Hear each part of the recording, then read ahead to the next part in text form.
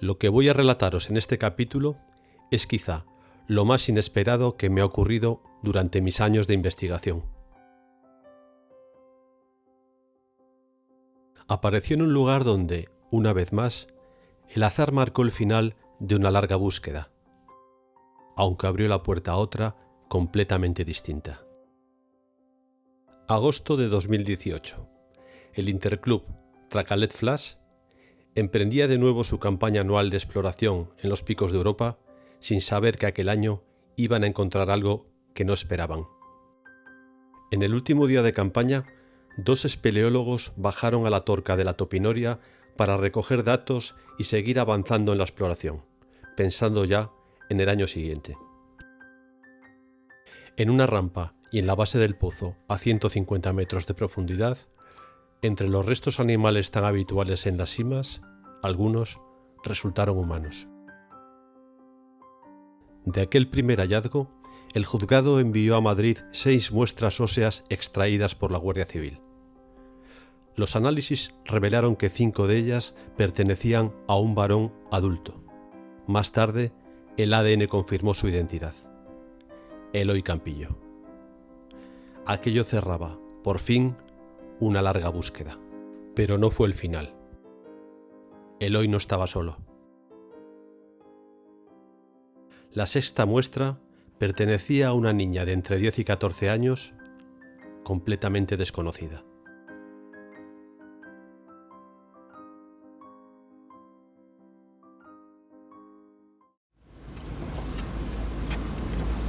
Aquel hallazgo abrió un largo y complicado camino. Los informes confirmaron que los restos tenían más de 25 años. Con esa conclusión, el juzgado cerró la recuperación de más huesos.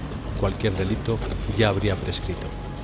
Pero gracias a la entrega de muchas personas y entidades, como Aranzadi y la agrupación espeleológica Ramaliega, más de un año después, por fin nos llevó a un día soleado y a la primera exhumación realizada en Cantabria.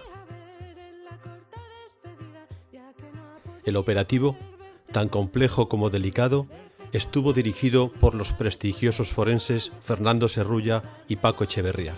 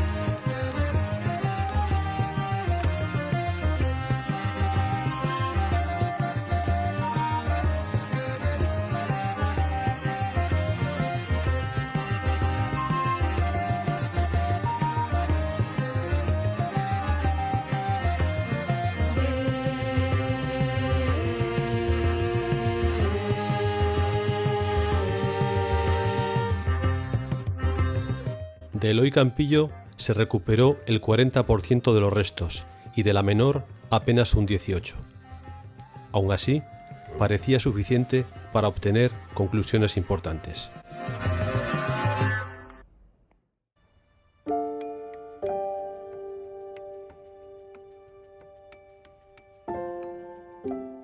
A la espera de los resultados forenses, solo quedó especular. Estudiar el entorno, su historia, su memoria oral, la prensa antigua. Y con todo ello, nacieron las primeras hipótesis. En cuanto a la causa, iban de lo accidental a lo trágico. Quizá un accidente, quizá un suicidio, como aquellos que la prensa resumía con un seco por disgustos familiares, o algo aún más oscuro. Respecto a la posible víctima, su edad y sexo apuntaban a quienes solían frecuentar aquellos parajes, pastoras de la zona o niñas del cercano poblado minero de Ándara, que ayudaban a llevar comida al Tajo y a seleccionar mineral en los lavaderos. Sin embargo, ni la prensa antigua ni la memoria oral de la zona mostraron señal alguna de una desaparición. O todo se había desvanecido en el tiempo, o alguien lo había logrado mantener oculto hasta ahora.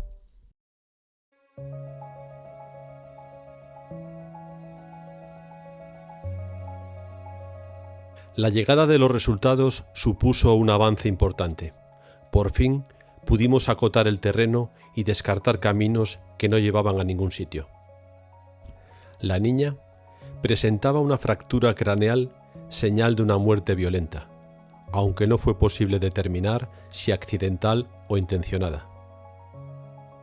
También se afinó su perfil, entre 12 y 14 años, de origen europeo, piel clara, ojos verdosos y pelo castaño oscuro.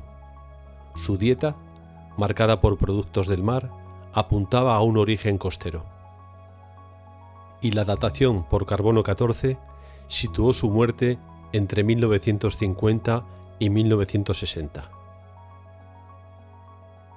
Con estos datos, descarté que se tratase de una pastora local o de una niña del poblado minero de Ándara, cerrado desde 1928. Pero, ¿qué hacía una niña de la costa en pleno corazón de los picos de Europa? Esa se convirtió en la gran pregunta. A partir de ese momento, centré mi búsqueda en niñas desaparecidas entre San Vicente de la Barquera y Ribadesella. Una auténtica aguja en un pajar. Pero hubo un momento en el que pareció salir a la luz aquella aguja.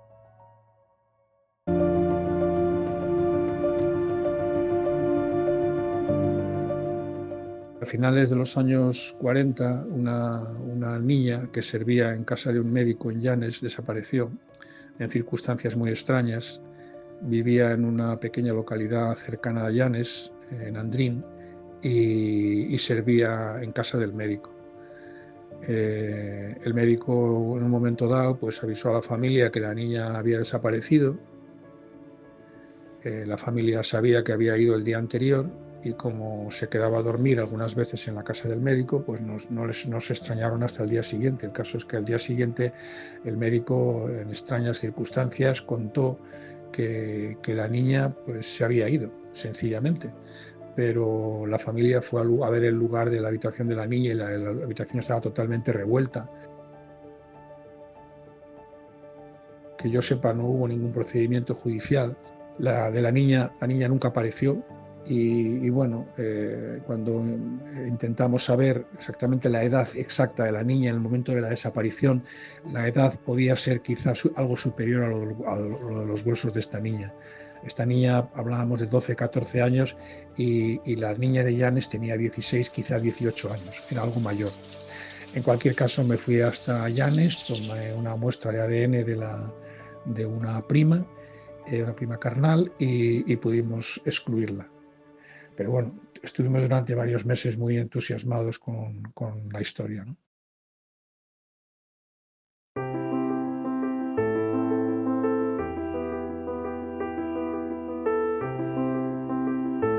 Con el tiempo, la búsqueda de la niña se fue enfriando. Pero al escribir el nuevo epílogo de la Brigada Machado, todo volvió a moverse.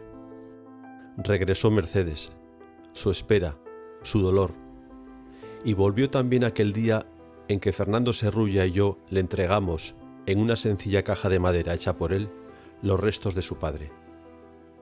Y regresó también la niña, porque hoy descansa junto a Loy, en Sotres, como si medio siglo en la cima los hubiera unido para siempre.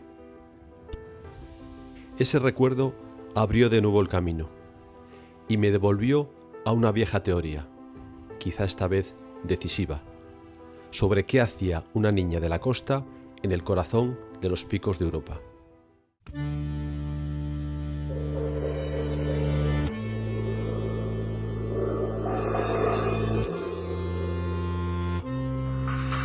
Aquí vinieron durante siglos tejeros, nosotros decimos telleros, se asentaban bajando pa' Vejes, así como un perpendicular de la Topinoria para abajo, un sitio que se llama La Llama. Venían en mayo y marchaban en octubre. Y siempre eran del Valle Oscuro, que le llamamos nosotros, y el Valle de San Jorge, a los pueblos de llanes que no tienen playas, los que están colindando con la Sierra del Cuera. Y ahí tenían ellos tradición ancestral de ser tejeros. Y entonces subía un clan de tejeros, que solía ser un grupo de 8, de 9, de 10, casi la mayoría con lazos familiares entre ellos, y otros que no eran familiares. Y siempre el tejero viejo, decimos nosotros, el tellero viejo era el jefe del clan. Y entre ellos eran muy enigmáticos y utilizaban una lengua que se llama xíriga para que no les entendieran lo que hablaran, estos lenguajes gremiales. Y a veces también, como en toda España en otros gremios, sacaban niños de los orfanatos que estarían desgraciadamente rebosantes después de una guerra y esos indios que fue la posguerra. Y yo de hecho conocí a un chico que se quedó a vivir aquí en Sotres, que vino con unos tejeros, que se llamaba Navarro, el tejero. Y sacaban niños y niñas de las inclusas, a veces también eran niñas de sus familiares huérfanos, y en estos clanes a veces venía una mujer o dos o tres, que solía ser la mujer de uno de los tejeros, o en fin, para amasar el pan, para cocinarles, para lavarles la ropa y todas estas cosas. Siempre había más hombres que mujeres en esos clanes. Incluso había clanes que no traían ninguna mujer. En Sotres nadie conocía a una niña desaparecida, ni en Tielve, ni en Tresviso, ni en Vejes, ni en La Ermida, ni en Peñarrubia, ni en La Masón. O sea, nadie. Y estos clanes de tejeros, La Llama, si tú has bajado hacia Vejes, es aquella majada que tiene una vega muy guapa y unas cabañas y esto, pues ahí hubo una tejera. Y no está lejos de la Topinoria.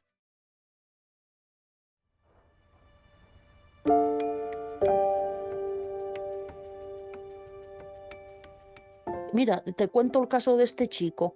Vino aquí con 11 o 12 años, lo habían sacado del orfanato de Gijón. Y él era huérfano de padre y de madre. Y un tejero que se llamaba Navarro le sacó y lo llevó a vivir con él a un pueblo de estos del Valle Oscuro.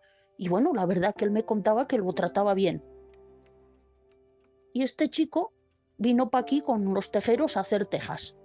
Y a media campaña Navarro se enfermó, la gente de Sotres le bajó en unas parihuelas a Poncebos y Arenas al médico, pero se murió. Y entonces los otros tejeros, cuando terminaron la campaña, a morir el patrón, los demás no quisieron saber nada de coger al niño y llevarlo. Y aquí un matrimonio, tenían un chigre, no tenían hijos, se valían económicamente, y entonces él se quedó a vivir con ellos. Y ya te digo que eran muy misteriosos, utilizaban esta xíriga, no trababan amistad con las gentes de los pueblos, al margen de me compras las tejas tanto, te las vendo. Eran clanes muy cerrados, muy gremiales, y lo que pasaba allí se quedaba allí.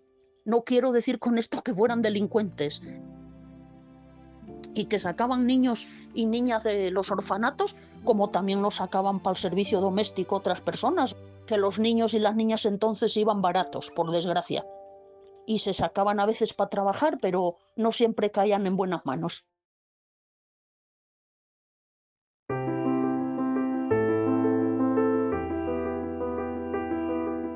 Y a lo mejor esta niña tuvo esa desgracia, porque si fuera hija de un tejero, si fuera sobrina de un tejero, la echarían de menos a la tarde-noche, y en Sotres se sabría, y en Vejes, oye, que desapareció una niña de los tejeros.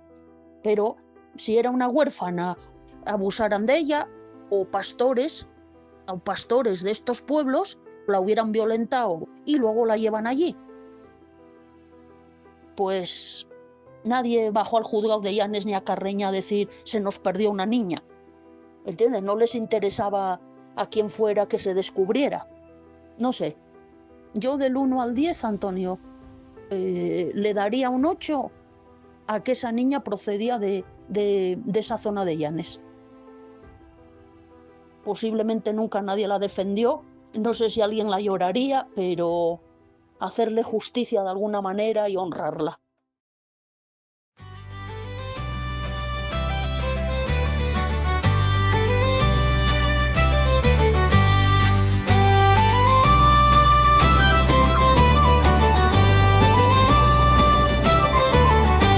Entre hayas y nieblas del Alto Collado avanza su huella Brigada Machado. Ecos de libertad suenan en roca y viento, guerrilla del alma, fuego y recuerdo. Por los picos alzaron su canto callado, sueños y heridas, monte y legado, que el tiempo no borre su voz ni su paso, corazón del viento. Brigada Machado.